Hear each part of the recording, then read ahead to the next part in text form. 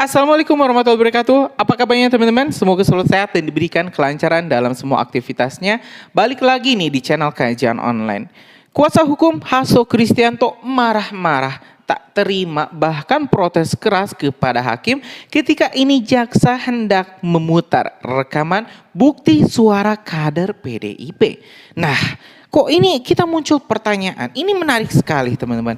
Kenapa ketika jaksa hendak memutar rekaman bukti suara kader PDIP yang ini teman-teman ditolak mentah-mentah? Apakah ini Hasto Kristianto dan juga kuasa hukumnya itu ketakutan?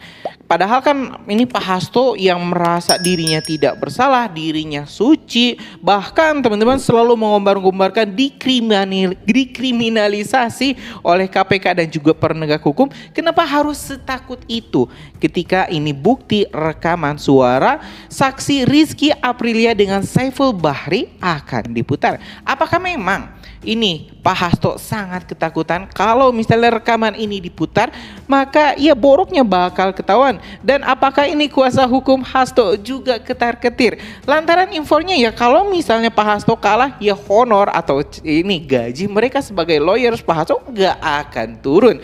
Ya gimana turun kalau misal Pak Hastonya sudah ditangkap? Gak jatuh dapat bonus miliaran, gak ada jadi tuh bisa jalan-jalan ke luar negeri.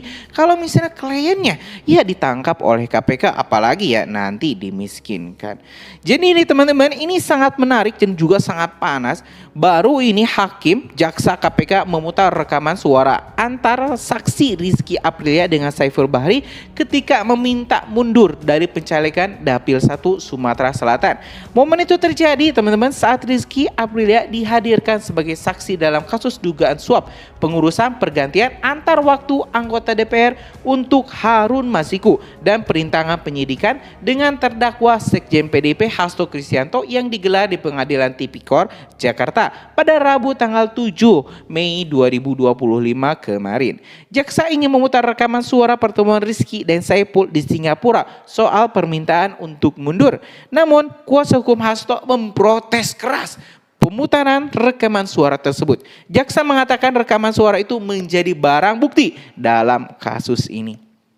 Jadi teman-teman yang mungkin belum mengikuti, ini Rizky Aprilia itu adalah caleg yang seharusnya teman-teman maju di Dapil 1 Sumatera Selatan, tapi diganti secara sepihak oleh Hasto Kristianto. Alhasil dirinya marah dan meluapkan emosinya saat di persidangan, bahkan kata-katanya sangat menarik. Anda memang sekjen tapi bukan Tuhan, dan saat inilah karma hukuman Tuhan datang kepada Anda.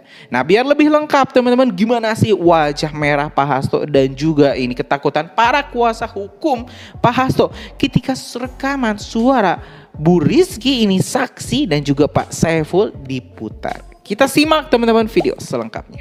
Saudara. Betul. Betul ya. Dan itu pernah disita oleh penyidik, betul ya. Saksi ya? Betul. Oke.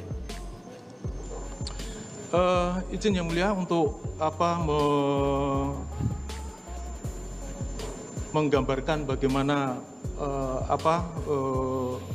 komunikasi pada saat itu pertemuan saksi dengan saudara Saiful. Kami ingin perdengarkan pembicaraan pada saat itu. Namun karena ini kalau rekaman ini kalau diputar lengkap ini ada 1 jam lebih 20, hampir 1,5 jam yang mulia. Jadi kami tidak akan putar semua, hanya ada beberapa yang kami pilih untuk putarkan yang mulia. Sebentar yang mulia, apa boleh kami tanya kepada saudara penuntut umum ya tentang penyadapan atau rekaman ini ketika itu sudah ada surat perintah penyelidikannya atau belum? Itu yang pertama. Kemudian yang kedua, ya, apakah terhadap rekaman-rekaman termasuk yang disampaikan tadi itu sudah ada izin dari Dewan Pengawas atau belum? Karena sepanjang yang kami tahu Oktober itu ya, itu sudah ada perubahan undang-undang tentang KPK. Kalau itu tidak ada, ya, maka pekerjaan kita ini akan menjadi sia. Yang mulia, terkait dengan rekaman pembicaraan itu telah menjadi barang bukti dalam perkara ini, yang mulia, dan telah disita dalam perkara ini. Betul. Saya yang merekam. Yang lain yang mulia, yang sebenarnya yang kami mau tahu itu tadi kan masih ada juga yang ditayangkan dari hasil percakapan. Ya, percakapan itu apakah memang sudah ada perintah penyelidikannya ketika itu atau belum? Itu yang pertama. Kemudian yang kedua, ya, mengenai hasil rekaman ini juga ketika itu sudah ada perkara pidana atau belum?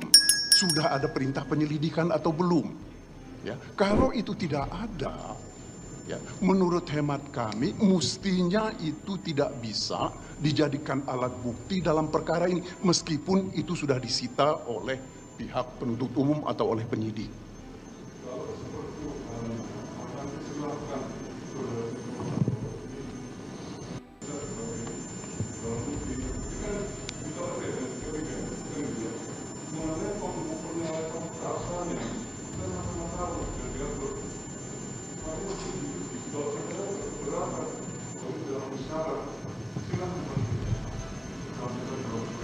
Baik.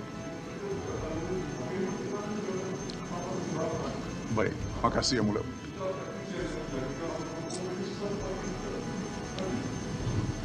Tapi step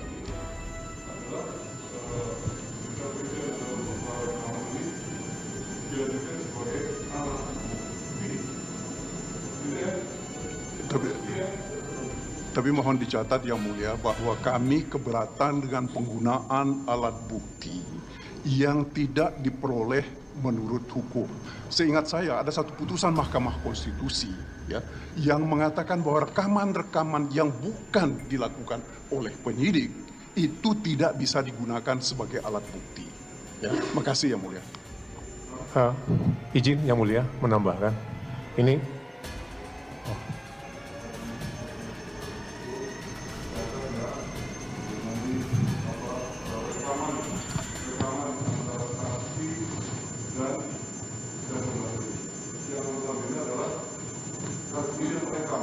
Ya, saya yang merekam. Bukan. Baik, terima kasih. Yang mulia, saya ingin menambahkan terkait apa yang dikatakan oleh rekan saya tadi, bahwa ini kan dalam Undang-Undang Data Pribadi, khususnya dalam pasal 20, khususnya dalam ayat 2 disebutkan, bahwa pemprosesan salah satunya itu ada terkait dengan perekaman, itu kan sebenarnya berdasarkan persetujuan. Ini kan perekaman yang dilakukan oleh saksi dengan orang lain.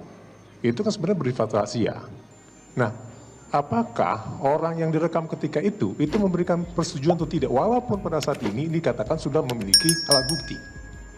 Ini pertanyaan ini tidak hanya terkait dengan putusan MK, tapi terkait dengan undang-undang. Saya yakin bahwa pada saat ini kita menyidangkan ini dengan kerangka berdasarkan peraturan perundang-undangan, gitu kan. Kalau misalnya tidak, ya ini sebenarnya sudah melanggar dari peraturan perundang-undangan juga. Itu kira-kira. Terima kasih. Baik, terima kasih yang mulia, izin menanggapi yang mulia. Jadi pertama yang sampaikan yang mulia tadi bahwa ini ada rekaman yang dilakukan oleh saksi sendiri. Dan rekaman ini digunakan untuk menguatkan keterangan yang bersangkutan. Sehingga bukan dari kami yang dari pihak yang merekam, tetapi ini adalah rekaman yang kemudian dilakukan oleh saksi untuk menguatkan keterangannya dan kemudian diserahkan kepada penyidik untuk dilakukan penyitaan. Itu yang kami pahami yang mulia. Demikian. Ya, majelis pembicara. Ini tetap rekaman ini ilegal, walaupun ini dianggap sebagai suatu gitu. Ini kan berdasarkan undang-undang. Nah, kalau misalnya ini diperbolehkan, pertanyaannya adalah seluruh aktivitas kita termasuk CCTV yang tidak kita setujui, ini jadi diperbolehkan jadinya. Ini mohon pertimbangan dari majelis. Terima kasih. Baik, ya, mengenai keberatan penasihat hukum dan penuntut umum. Jadi, adapun nanti bahwa ini ilegal atau tidak sesuai, silakan saudara tanggapi. Tetapi yang jelas dalam persidangan ini kami beri kesempatan semuanya untuk mengajukan pembuktian. Ya, kalau memang tidak, ini memang menurut penasihat hukum, wah ini ilegal, tidak sah. Majelis pun juga punya penilaian, kan gitu ya, terhadap alat rekaman yang saat ini. Ya, namun demikian kita lihat aja prosesnya. Nanti silakan saudara tanggapi bahwa rekaman ini tidak sah dan legal karena alasan seperti itu. Gitu ya. Hakim pun juga nanti bisa mempertimbangkan. Itu ya. Jadi tidak perlu diperdebatkan. Silahkan nanti tanggapi dalam pledoinya. Begitu pula keberatan saudara penasihat hukum telah kami catat terkait hal ini. Ya. Itu. Izin yang mulia. Silakan. Ini bukan perdebatan kalau yang bagian ini yang mulia. Ya. Tapi ini karena tadi teman-teman JPU mengatakan bahwa rekaman tersebut itu bukan direkam oleh KPK, itu clear sekali dikatakan, dan rekaman ini ada di handphone yang disita, begitu, di barang bukti yang disita. Nah, kami mohon izin melalui majelis hakim agar clear saja ini majelis hakim. Tadi kan dibilang itu disita. Mohon ditunjukkan saja surat penyitaannya itu, surat penyitaan kapan, di penyidikan yang mana, itu yang pertama, agar kita tahu persis sebenarnya dasar penyitaan itu seperti apa sebelum menyimpulkan sah atau tidak sah. Yang kedua, ini menyambung tadi yang disampaikan oleh rekan kami Bang Magdir, penyitaan itu kan perlu ada izin, kecuali setelah putusan Mahkamah Konstitusi. Nah, kami tentu perlu tahu, kita semua perlu tahu, dan kami yakin majelis hakim juga ingin mengetahui itu, apakah ada surat penyitaan dan kapan, dan apakah ada izin Dewan Pengawas atau izin pengadilan pada saat penyitaan itu dilakukan. Jadi mohon izin kami bertanya pada teman-teman JPU melalui majelis hakim. Terima kasih. Baik, gimana Bung? Bisa ditunjukkan terkait dengan penyitaan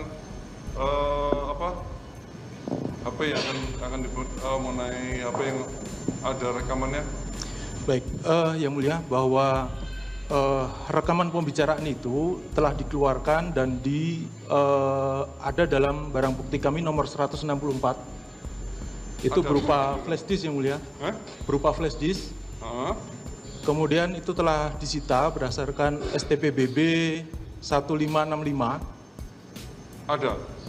Ada, yang mulia, di dalam. Tayangkan aja biar penulis bersatu. Ada dalam berkas, yang mulia, itu. Dalam berkas perkara. Kalau gitu tunjukkan sini. Silakan sini. Berkas mana? Berkas perkara, yang mulia. Berkas perkara ini. Betul. Yang tebal, yang mulia. Oh, yang tebal yang ada. Nah, sekarang gini. Ada enggak di situ di laptop saudara untuk bisa ditayangkan penyitaannya? Ini. Ya teman-teman, barusan kita telah menyimak secara lengkap momen ketika tim kuasa hukum Hasto Kristianto keberatan dengan pilihan jaksa untuk memutar rekaman suara saksi Rizky dan juga Saiful Bahri ketika ini Bu Rizky meminta untuk mundur lantaran diperlakukan tidak adil oleh Hasto Kristianto yang mengganti dirinya dengan teman-teman ini Harun Masiku. Jadi kayaknya kedekatan Harun Masiku dan juga Pak Hasto ini lebih dekat daripada yang kita kira. Sampai ini Pak Hasto rela mengeluarkan uang pribadinya untuk menalangi ini menyuap para pejabat-pejabat ini KPU untuk bisa menjadikan dirinya sebagai teman-teman, sebagai anggota DPR. Jadi jelas teman-teman, Pak Hasto sudah tak bisa lagi berkelak. Ini bukti-buktinya sudah terlalu banyak. Dan yang lucu, ya ini kuasa hukumnya marah-marah. Nggak terima kalau rekaman tersebut diputar di persidangan. Ya mau diputar di mana? Masa diputar di masjid? Kan nggak cocok. Masa mau diputar di warung kopi? Nggak bisa lah. Itu sudah tepatnya Pak. Itu sudah tempatnya semua bukti dibuka. Ya kalau misalnya nggak mau, ya jangan jadi kuasa hukum lah. Kalau misalnya nggak kuat ngelawan, ya sudah menyerah, terima nasib, terima vonis 50 tahun penjara. Gimana menurut kalian? Menurut Anda semua, apakah ini memang, ya teman-teman, ini Pak Hasto sudah nggak bisa lagi melangkah, sudah tak punya lagi alasan. Tinggal tunggu waktu aja. Tulis pendapat kalian di kolom komentar. Kita bakal diskusikan bersama-sama. Terima kasih teman-teman. Kita bakal terus kawal kasus ini. Karena itu subscribe dan nyalakan lonceng notifikasinya. Assalamualaikum warahmatullahi wabarakatuh.